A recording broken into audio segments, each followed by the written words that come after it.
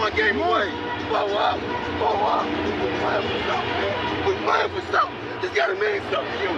It gotta mean something. Everything you got. Everything you got. Let's finish this. Do it, fellas. Let's go. Let's do it, fellas. Finish 2-3. 1, 2, 3. Finish. Hey, I got some wise words for that Cincinnati mayor. Know your role and shut your mouth, you jabroni. You gotta fight for your right to party!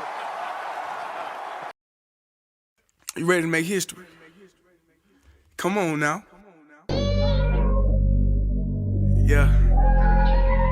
You know, there's these two words. And when I say them, people get goosebumps cause they know what happens next.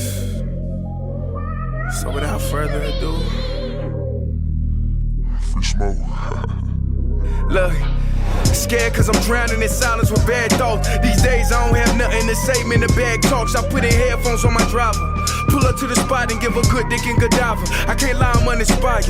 No more pillow talking about nonsense. I only stick around to put some band-aids on my conscience. I don't know why I feel so bad, nigga. That's what we do, no foundation. We don't build no more, we just screw. Half a bottle of Henny, girl, I'm going with the wind. The same niggas say they happy for me, ain't want me to win. So I'm done on my friends. Don't need help popping Coronas and reminiscing. I just call up Big Bro J and say it's time for venting. If I live forever, I hold this hate for some centuries. You don't know how much or how you doing what it meant to me, but motherfuck all that. I don't even offer up the time to make the call back. Stupid Lodo, if they don't get the picture now, man, I crop them out of the photo. I can't relate to my peers. Been doing this shit for years. I'm motivated by fears. I took the wheel and I steer. My sound not dictated by fuck boys in Atlanta. Stay gifted like this album was ghost written by Santa Bars forever, like they decided to throw me under Slammer.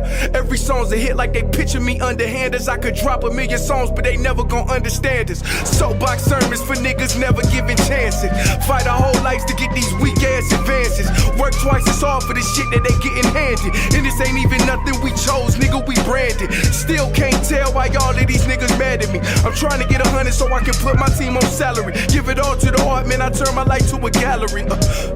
Man, damn, what a fucked up masterpiece. 1,100 shots and I swear, man, I felt them all. If we ain't even good on our block, man, who can we call? Pre-decline state of mind, we broke crabs in the barrel. Got us fighting our folk, man, this shit just a life of peril. Don't let the minutia of people distract us. This is the last year in the NAL. Next year we going to the AFL. A lot of owners around here got this type of money to even be in this league, so let's get that clear.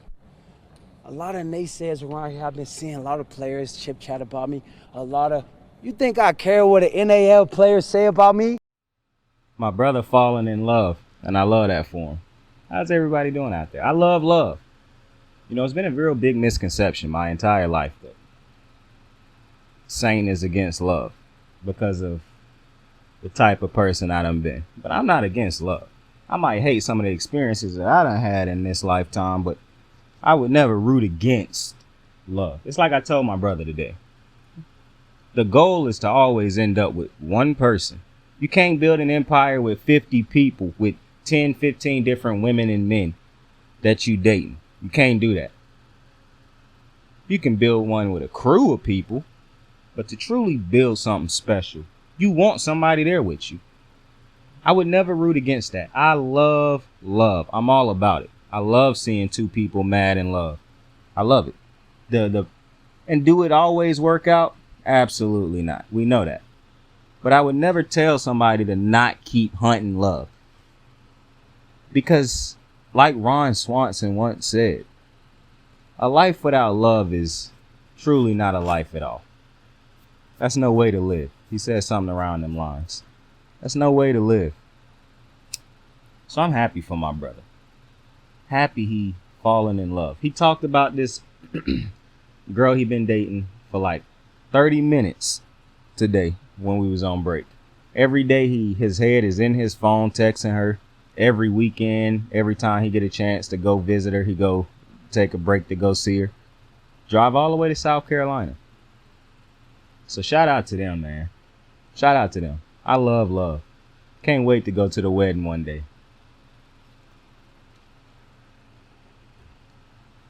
Don't let Saint confuse you. The message, I don't want my message on this to ever be confused. The most important thing I tell you at the end of every single episode, The most important thing I tell you every episode is to tell somebody you fuck with them and tell somebody you love them. Tell somebody that you fuck with them because it's important for you to, for the people who fuck with you to know you appreciate that they fuck with you. Telling somebody you love them is very important because it's important for the people that love you to know that you love them back. I understand we go through this life and we say to ourselves, hey, they know how I feel about them. But it don't hurt to tell somebody verbally, tell somebody how you feel about them. Am I telling you it's always going to pay off? Absolutely not. That's a different type of situation. I'm talking about the people who you know for a fact love you. The chase and the hunt for a significant other in love is a complicated one at times. You step up at bat, you strike out. That's just how it go. You can't let that define you. You can't let that make you give up on shooting, on swinging. Michael Jordan, I talk about sports, so it's best for me to use sports analogies. Michael Jordan said you miss 100% of the shots that you do not take.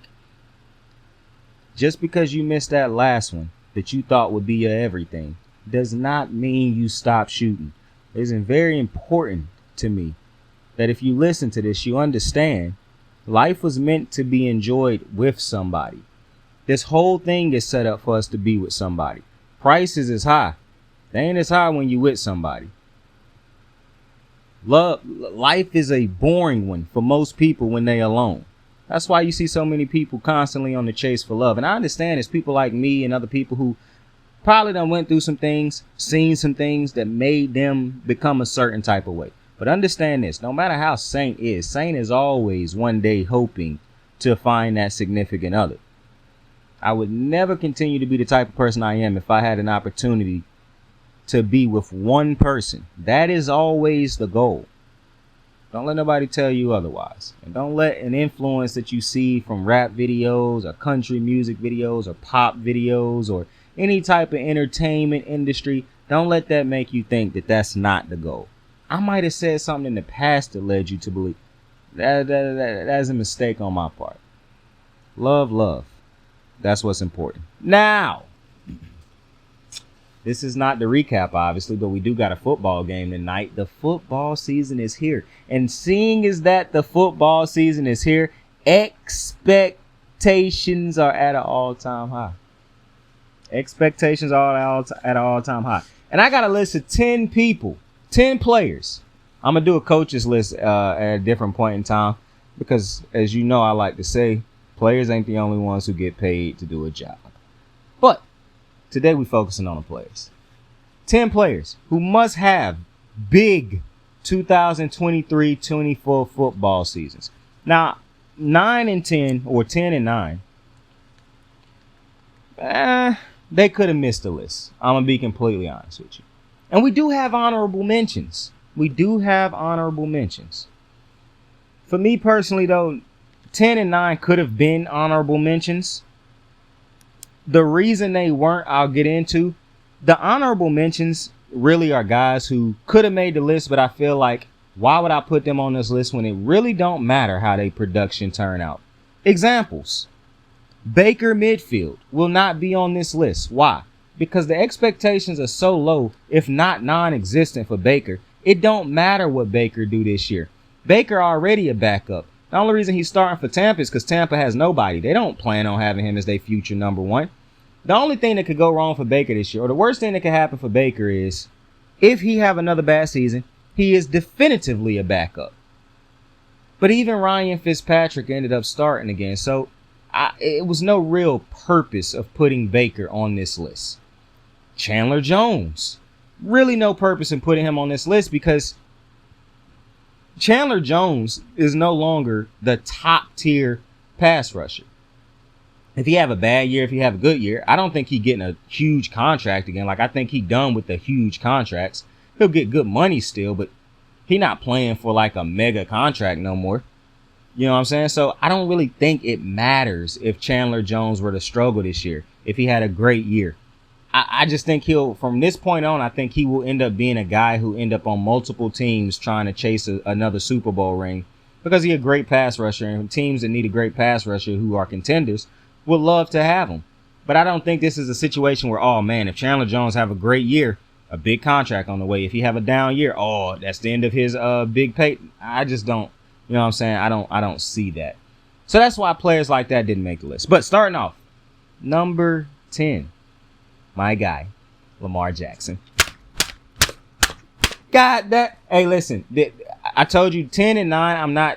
They could have been honorable mentions, but I did put them on the list. And this is why. I am not one of those people, obviously, who telling you Lamar can't throw. He need to prove he can throw. Yada, yada. I never seen a guy who could win with nothing, get talent, and now people question, oh, can he win with this? It's wild. However, my reason for putting Lamar Jackson on this list is very simple. You haven't finished the last 2 seasons, and while I do not believe you are injury prone, it would be nice now. I think you didn't finish the season last year because of the contract, which I'm not mad at. That was smart. I would have not been happy if you tried to finish the season without your bread, but that's neither here nor there. But to get these people to shut the hell up about, oh, Lamar Jackson always hurt. Lamar Jackson he got to finish this season. I don't care if he finished in the Super Bowl or somewhere in the playoffs. But it would be nice that when the Ravens season end this year, whenever it end, Lamar Jackson is the quarterback taking the snaps under center when that happens. Now, one of the biggest reasons I did not like putting Lamar Jackson at number 10. Do we ever say anything about Rashad Bateman? I think Rashad Bateman done played, 5 games since he done been in the NFL? Did you ever say anything when Marquise Brown was always hurt? Do you say anything about any of the other players that are always hurt on the Ravens? Did you say anything when the Ravens had all those defenders hurt and Lamar was carrying the team? No. But for some reason, when Lamar Jackson get hurt, it's a problem. But when everybody else get hurt, see, this is my problem with it. It's okay because Lamar carried the load. So when everybody else hurt, oh, it's okay. Lamar just carried the load. But you never give him credit for that. As a matter of fact, oftentimes you diss him when you see what he clearly working with. But these defenders get hurt. It's like I say all the time. The sports media does not hold anybody on the Baltimore Ravens accountable aside from Lamar Jackson. If they did, they would talk more about how Mark Andrews dropped a lot of clutch passes in the clutch games throughout his career with Lamar. They would talk about how Marquise Brown was just dropping passes left and right when he played with Lamar. They would talk about how these receivers don't get open. They would not continue to try to defend Greg Roman. But that's neither here nor there. This isn't a Lamar Jackson video. I'm just telling you why I didn't really want to put him in number 10. But we move on to number 9.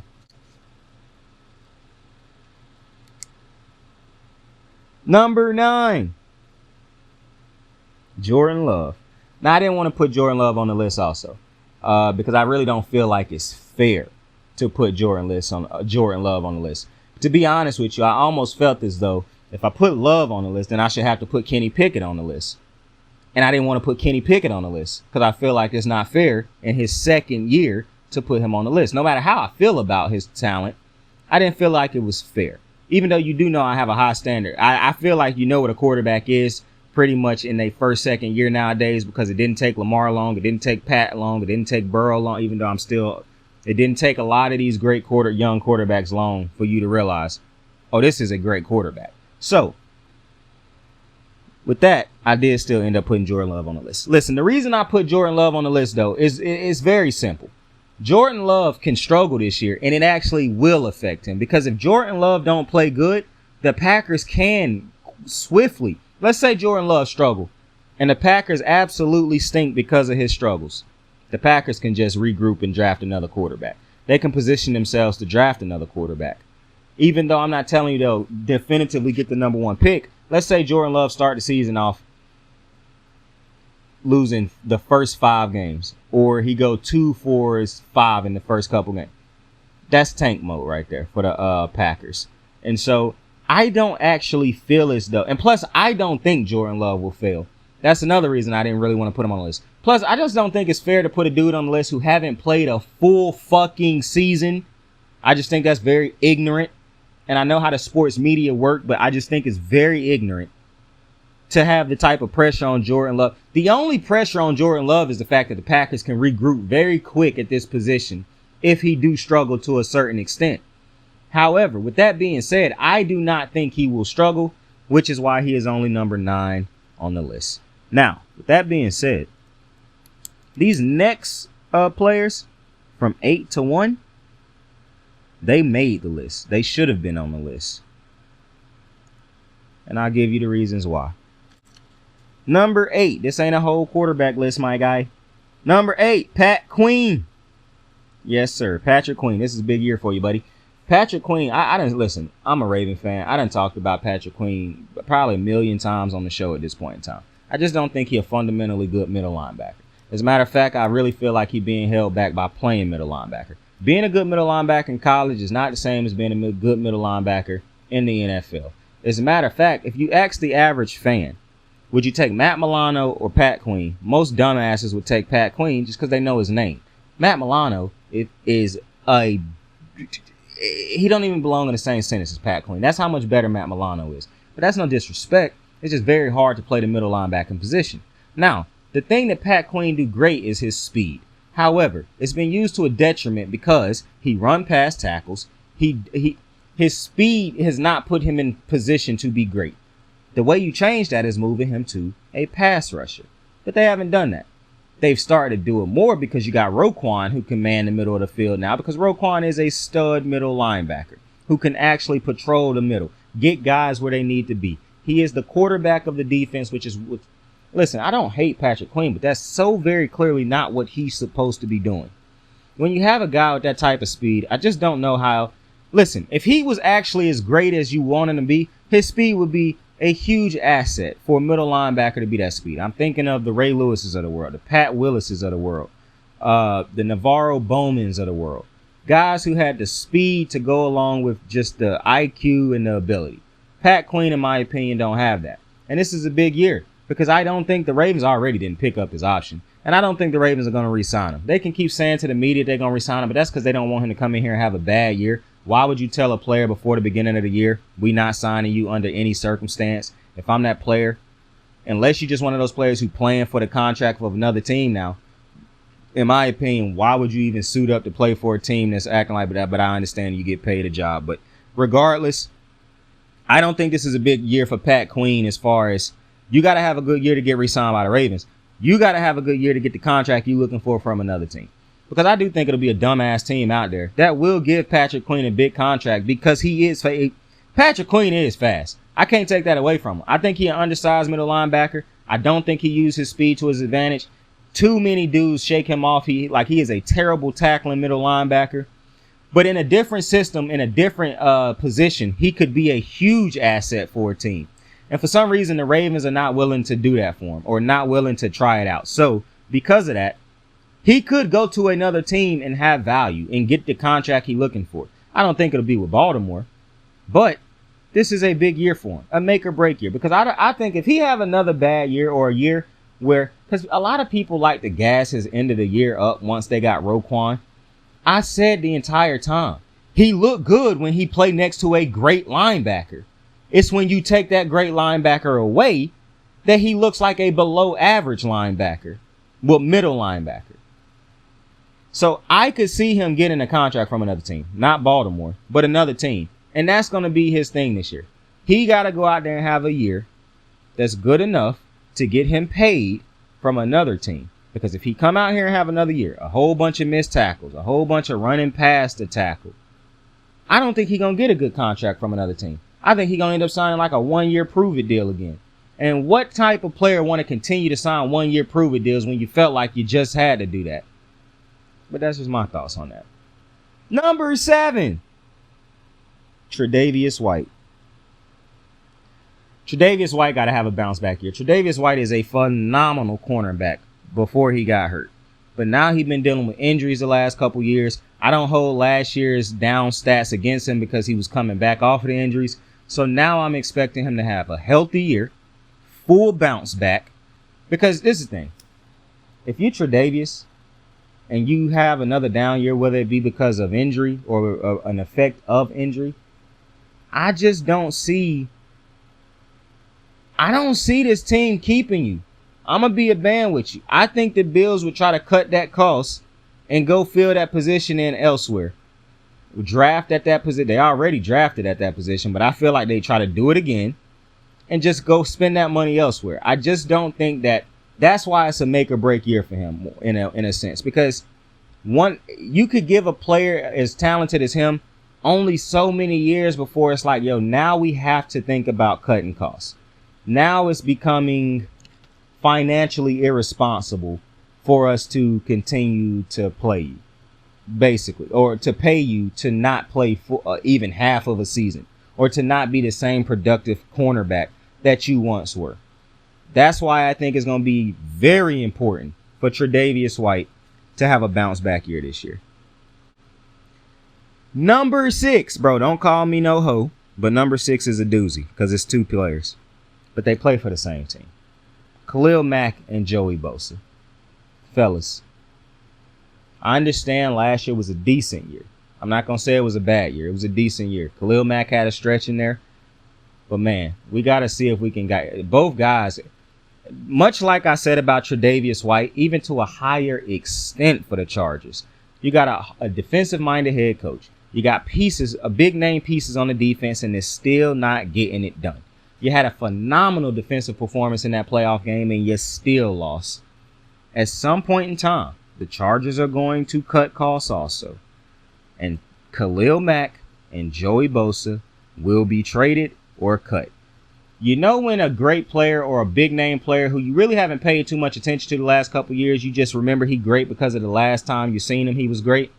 You know when those type of players just get traded out of nowhere or released out of nowhere? That's what's going to happen with Joey Bosa. You won't be surprised when it happened with Khalil Mack because this is his 3rd team, so his 4th team won't shock you. But this will be Joey Bosa's first time being released or traded. And I believe that's approaching. For one, they got to find a way to stay healthy. At some point in time, the Chargers now have more ammunition on Joey Bosa.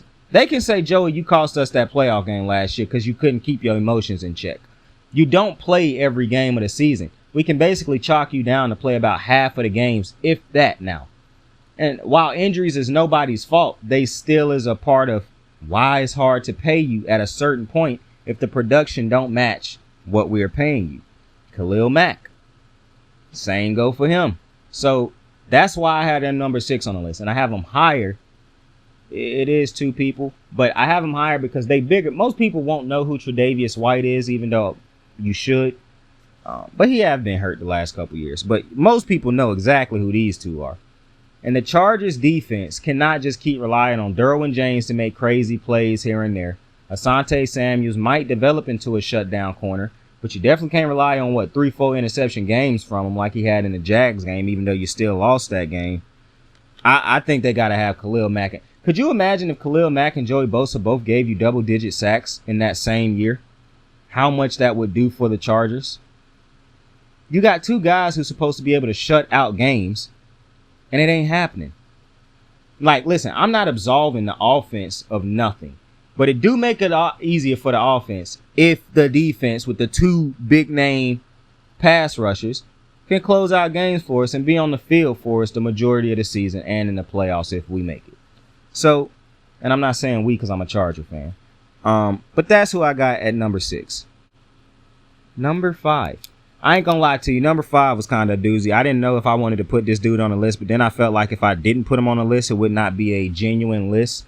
So I felt like no matter how I feel about the man, I do have to put him on the list. And that's Russell Wilson. Obviously, I love Russell Wilson, the human being. If I had a daughter, that's exactly the human being I want her to marry. But throughout all the hate that people done sent Russ's way and all that, Russell Wilson did struggle last year. And Russ got to be better. It's no 2 ways around it. Russ has to be better.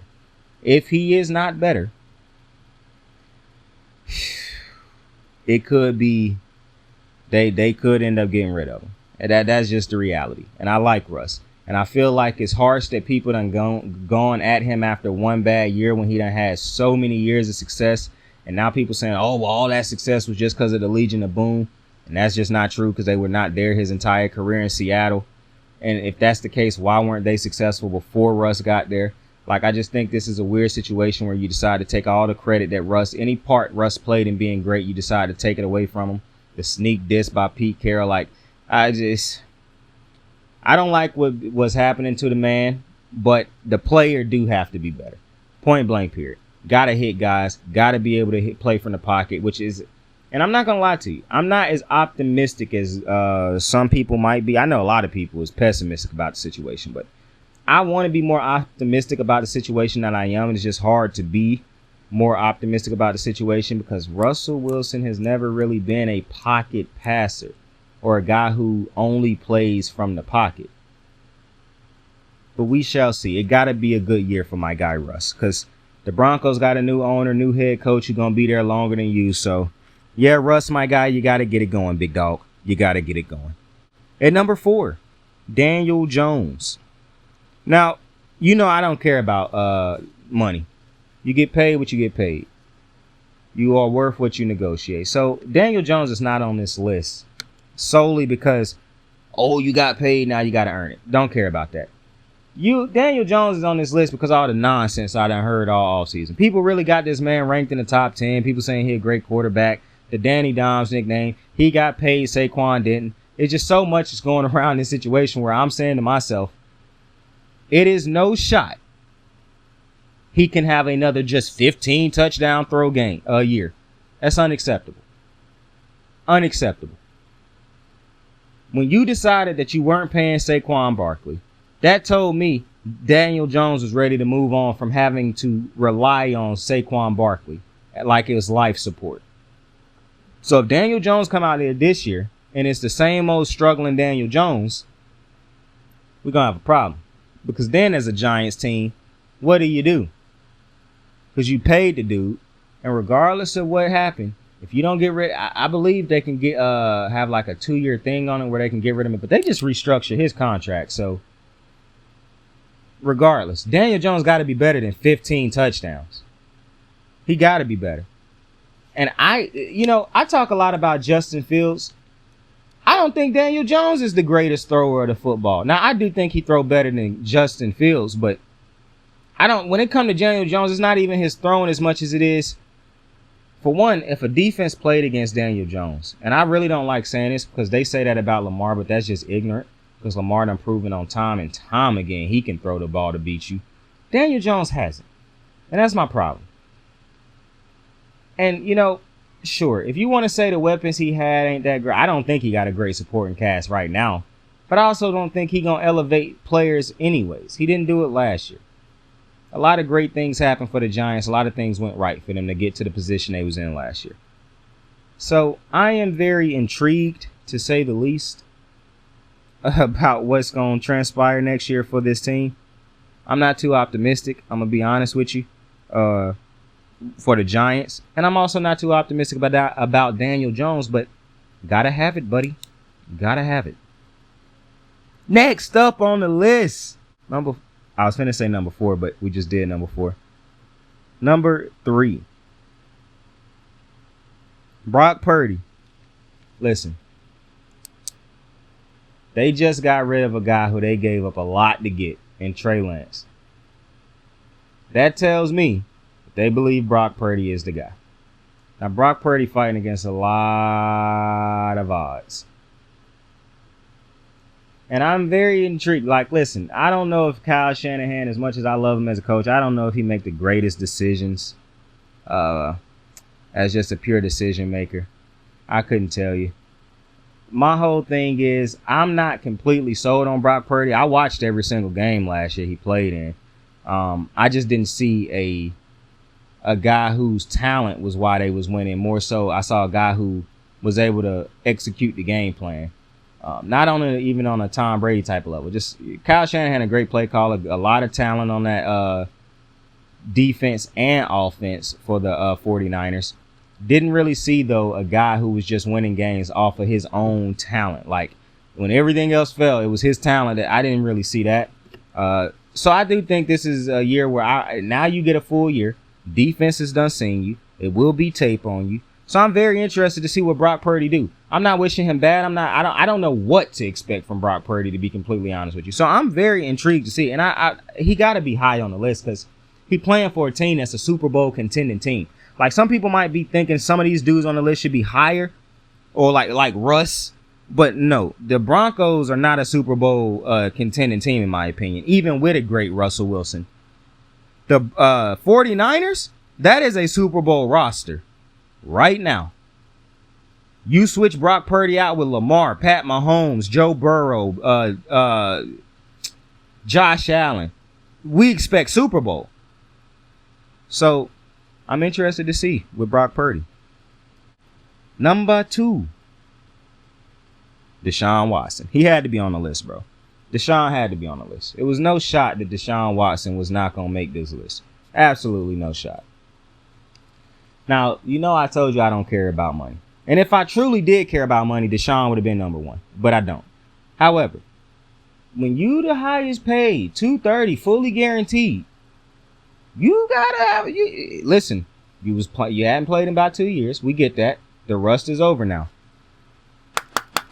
Gotta show up, buddy. Gotta show up. No shot you cannot show up this year. The excuses is out the window. You have a talented receiver. You have a top 3 running back. You have a good offensive line. The defense is questionable, but you do have Myles Garrett and you do have talented cornerbacks. It's just they love to give up big plays, and I just don't understand it. However, you have to be better. Cleveland gave you that type of money because they felt like you were going to get them to a Super Bowl. Baker Mayfield helped them get to a playoff game. Even won it. Helped them win it. Even though you can make an argument Ben Roethlisberger did more for the Browns that game than Baker did. That is neither here nor there. Deshaun Watson has to have a great year. Deshaun probably could have been number 1. But it's somebody else number 1 for me. But Deshaun Watson, and I'm not even mad at you if you try to argue that Deshaun Watson should be number 1. But it's a reason why I did not put him number 1. Because even if Deshaun Watson struggled this year, he still got $230. And he still will be the Cleveland Browns starting quarterback. Or he will be starting for somebody. I think it'll take about 2 to 3 years before people think Deshaun is just not a good quarterback if he continue to struggle. The dude at number 1 can lose his job this year if he struggle again. And that is Justin Fields. Because I don't know how anybody could not think Justin Fields is not the guy who got to have a great year. I done seen people say everything. But Justin Fields not being number 1 on people's list to me is just crazy. Justin Fields has not shown you he can throw the ball on an NFL level at all. Whether it be throwing for anticipation, throwing guys open, throwing to a spot, needing a guy to get to that spot, knowing they're going to be there, throwing under pressure. It is no part of his throwing game has he shown you can be at NFL level. Can he throw to an NFL level pro standard? Not one part of his game done proven that. But I done heard people say he could be MVP this year. This shit don't make no sense to me. It's absolutely mind blowing to me. The craziest shit I done heard this year all pertain to Justin Fields and the expectations for him. DJ Moore should help, but DJ Moore is not a number 1 receiver. But sure, let's say he is. Justin Fields cannot be throwing for 120 yards every game. And unless they are leading to wins, 120 yards in an L ain't good. Running for 100 yards in an L ain't good. Continuously running when the play don't even break down is not good. Being only a 1 read option quarterback, or not even a 1 read option quarterback at times, is not good. Jordan, I'm not telling you Justin Fields got to make the playoffs this year. I'm not telling you that. Some people think that that's a wide open division. Sure. What I'm telling you is Justin Fields has to show development. He has not shown you development in none of his years. You keep telling me that it was development last year because he decided to take off and run. That is not real quarterback development, in my opinion. It's not. And I done seen people give him a pass far more than they give Lamar Jackson passes. And Lamar Jackson is actually a great fucking quarterback. Justin Fields is not even an average quarterback at this point. But for some reason, people are scared to go at him. Or not even go at him, just to call out what you see on tape, bro. James Jones and some other dude on Speak one time said that they was talking about how he could throw. How can I believe anything you say when it comes to football when you talking about Justin Fields can throw? We both watch this tape, or maybe you don't, but I definitely do. So I'm not putting him number 1 because, he better win a Super. No. If Justin Fields, and the Bears, don't think this is just Justin. I should have put Justin Fields in the Bears organization. Because if If Bryce Young is a stud in Carolina and Justin Fields continue to struggle throwing the ball, reading defenses, you traded away that number 1 pick to bring over DJ Moore when you could have had a generational quarterback in Bryce Young. I do not think Justin Fields is a good quarterback at all. I'm hoping he can develop into one, but I think that would take a lot of time if it don't happen dramatically this year. If Justin Fields struggle again this year, Chicago may decide, oh, we can't let this go because we made such a big mistake passing on Bryce. We're going to keep riding this till the wheels fall off. But that would be idiotic because now it's time to pay him next year. If Justin Fields come out this year and they struggle and they win and lose 11 games in a row again, he will not be a starting quarterback in the NFL next year. Point blank period, in my opinion. People can get on these sports shows and say all this amazing, fantastical BS that they want. But the tape does not show a quarterback that would win an MVP this year. Now, you might be looking at Lamar Jackson's tape and saying, well, the tape didn't show you that he would win a unanimous MVP his first full year. I would beg to differ. Lamar Jackson took a team that was not a playoff team, got them to the playoffs, and almost won that playoff game at the end. That is not what Justin Fields has shown you. And then I got the people who say, well, they close games every time. That's because he run a lot. As soon as the defense get it to the point where he got to throw it, he throws an interception. Or he can't hit the overthrow the guy. Like, if you watch the show, you know how critical I am of Baker. Justin Fields is far worse than Baker. I would take Baker midfield every day of the week over Justin Fields, even with Fields' running ability. Fields got to be better this year.